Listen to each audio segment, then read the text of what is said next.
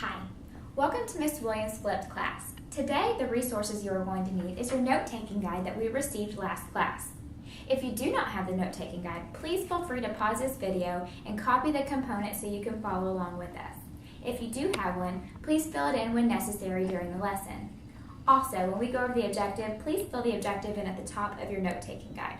I will put this right here so we can refer to it as many times as we need during the lesson. Let's go over the objective. The objective for today is, with the use of a graphic organizer, you are going to identify and classify right, acute, and obtuse triangles. Previously to this lesson, we actually reviewed right, obtuse, and acute angles. Let's review them now. So the first one that I have is a right angle. A right angle is exactly 90 degrees. It looks something like this.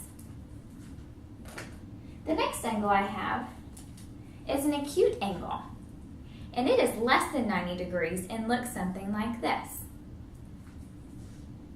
The next and last one I have is an obtuse angle, and it is greater than 90 degrees but less than 180, which we describe as a straight line. And this is what an obtuse angle looks like. We're going to apply that today to be able to identify triangles. Let's look at some new vocabulary terms. First, over here we have a right triangle. A right triangle is a triangle with one right angle, which is exactly 90 degrees. An acute triangle is a triangle which each of the three angles is acute, so every single angle in the triangle is acute. And last, we have obtuse angle, which is a triangle that only has one angle greater than 90 degrees, also called an obtuse angle. I'll also be referring to interior angles today during the lesson, meaning the angles inside the triangle or any figure. Let's go ahead and look at our first triangle. Go ahead and look at your first triangle that corresponds on the note-taking guide and follow along with us. So the first triangle, let's look at the interior angles.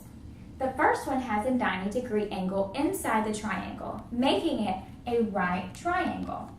So go ahead and fill in the corresponding vocabulary for right triangle in your note-taking guide under your first triangle. Let's move on to the second angle. The second angle has an angle greater than 90 degrees, which is we identify an obtuse angle.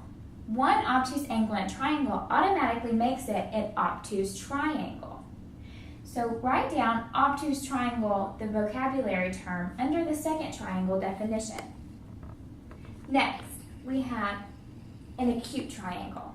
We have three acute angles inside the triangle, all less than 90 degrees. With an acute triangle, you have to have all three angles less than 90 degrees. Because if you look in our right angle, you have a 90-degree angle, but you also have two acute angles. But that doesn't make it an acute triangle. You have to have all three angles less than 90 degrees to classify it as an acute triangle. Let's try one together. Here are some practice problems. I'm going to do one with you, and then the other two you do on your own, and then we'll come back. When you come back, we'll review them. I'm going to do number 2. Number 2 has no right angles and no obtuse angles, and I see 3 interior angles measuring less than 90 degrees. So I'm going to classify this one as an acute triangle.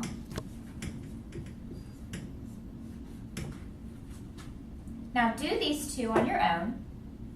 When we come back, we'll review them. Now I'm going to post your homework problems. Do these at home and bring these in with you next class.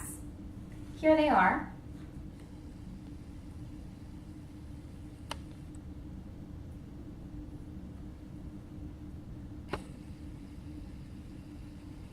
And thank you for flipping with Miss Williams.